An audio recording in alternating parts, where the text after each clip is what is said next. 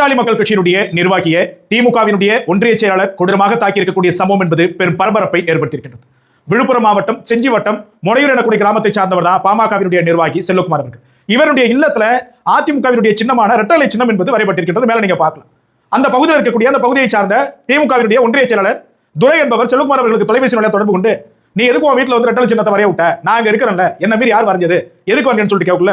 இல்ல கூட்டணி கட்சி அவங்க அந்த தொகுதியில் நிக்கலாம்னு சொல்லிட்டு தெரிய வந்திருக்குது, அதனால ஒரு பக்கம் வரைஞ்சிருக்காங்க, ரெண்டு பக்கம் இருக்குது, நீங்க வேணா ஒரு பக்கம் அழிச்சு கூட நீங்க வரைஞ்சிக்கீங்கன்னு சொல்லிட்டு சொல்லல. அதெல்லாம் முடியாது, நீ ஃபுல்லா என்ன பண்ற, சாணியை கரைச்சி ஊத்தி அந்த அதிமுகவுடைய சின்னத்தை அழின்னு சொல்லிட்டு சொல்லியிருக்காரு. இதனை ஏற்க மறுத்த செல்வகுமார் அவர்கள் தன்னுடைய பணி வழக்கு மூலம் செஞ்சுட்டு இருக்காரு.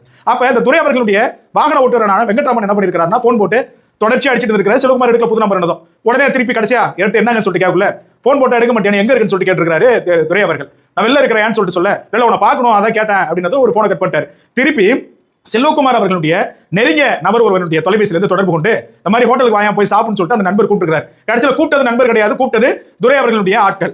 அதுக்கப்புறமா அதை நம்பி வந்து செல்வகுமார் என்ன பண்ணிருக்காரு, ஒரு தாபாவுக்கு போயிருக்காரு. அங்க என்ன பண்ணிருக்காங்கன்னா, அந்த நண்பர்கிட்ட பேசிட்டு துரை அவர்கள் வந்திருக்காரு. வந்து என்ன சொல்ல நீ கேட்க மாட்டாங்க, அதை ஒட்டி இருக்க இதை ஒட்டி இருக்க என்று சொன்னதாக கூறப்படுகிறது. ரெண்டு பேரும் பேசிட்டு இருக்கக்கூடிய அவருடைய வாகன ஓட்டுநரான வெங்கட்ராமன் என்ன பண்ணிருக்காருன்னா, நம்ம செல்வகுமார் அவர்களை கொடூரமாக தாக்கியிருக்கிறார். அந்த இடத்துல இருந்து எப்படியோ தப்பிச்சு ஓடி வந்த செல்வகுமார் அவர்கள் மருத்துவமனையில் போயிட்டு அனுமதிக்கப்பட்டு பின்பு கலெக்டர் ஆபீஸ்க்கு போயிட்டு மனு கொடுக்கலாம் போக்குள்ள அங்க என்ன நடந்திருக்கணும், அவருடைய மனைவி ரெண்டு குழந்தைங்க போயிருக்காங்க. அந்த இடத்துல செஞ்சி மசாலா அவர்களுடைய இல்லத்திற்கு முன்பாக இந்த துரை அவர்கள் இருந்திருக்காரு. அவருடைய மனைவி என்ன பண்ணிருக்காங்கன்னா, போயிட்டு கார் முன்னாடி படுத்து யாரும் இல்லாத போய் புருஷன் அடிச்சிட்டல இப்ப அப்படின்னு சொல்லிட்டு சொல்லியிருக்காங்க. இவங்க வாக்குவாதம் அந்த இடத்துல அவருடைய மனைவி ரெண்டு குழந்தைகளை காருக்கு முன்னாடி போட்டு அவங்க படுத்துட்டாங்க, எங்களை மீறி நீ போப்பாக்குன்னு சொல்லிட்டு அந்த டிரைவர் என்ன பண்ணிருக்காங்க, ஓவரா ரேஸ் கொடுத்துருக்காங்க. எங்க தன்னுடைய தனியா அடிச்சவங்க தன்னுடைய மனைவி மக்கள் ஏதாவது பண்ணுவாங்கன்னு சொல்லிட்டு அந்த ஆத்திரத்துல திரு செல்வகுமார் அவர்கள் வாகனத்தை போய் நின்று இருக்காரு கையை வச்சு. அதுல கண்ணாடி உடைஞ்சிருக்கு. கண்ணாடி உடைஞ்சு இவர் கையிலுமே வந்து பாத்தீங்கன்னா பெருமளவு சேதம் ஏற்பட்டிருக்கு, ரத்தம் ஊத்திட்டு இருக்குது. இப்ப என்ன நடந்திருக்கு அப்படின்னா, காவல்துறை கிட்ட செல்வகுமார் அவர்கள் புகார் கொடுத்திருக்காரு, இந்த மாதிரி என்ன தாக்குனாங்க போனாங்கன்னு. ஆனா அந்த புகாரை காவல்துறை எடுக்கல.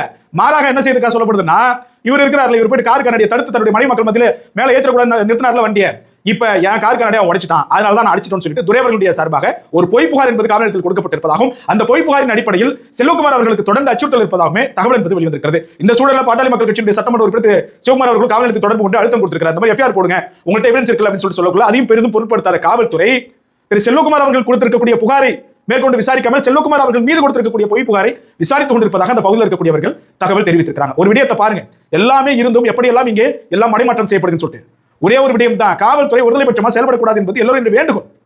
பாதிக்கப்பட்டவர்களுக்கு அரணாக இருங்கள், உறுதுணையாக இருங்கள். ஏன்னா நீங்க அவர்களுக்கானவர்கள் தான், அதை விடுத்து மற்றவர்களுக்கானவர்கள் கிடையாது. உயிர் பயத்தில் இருக்கிற செல்வகுமார் எங்க இந்த துரை அவர்களால செஞ்சி மசாலா அவர்களை எனக்கு ஏதாவது ஆயிடுமோன்னு சொல்லிட்டு செல்வகுமார் அவர்களுடைய உயிருக்கோ அவர்களுடைய உடைமைகளுக்கோ குடும்பத்தாருக்கோ ஏதேனும் நிகழ நேரிட்டால் துரை அவர்களும் செஞ்சி மசாலா அவர்களும் தான் முழு காரணம். இது இந்த காணொலி வாயிலாக பகிரங்கமாக தெரிவித்துக் கொள்கின்றோம்.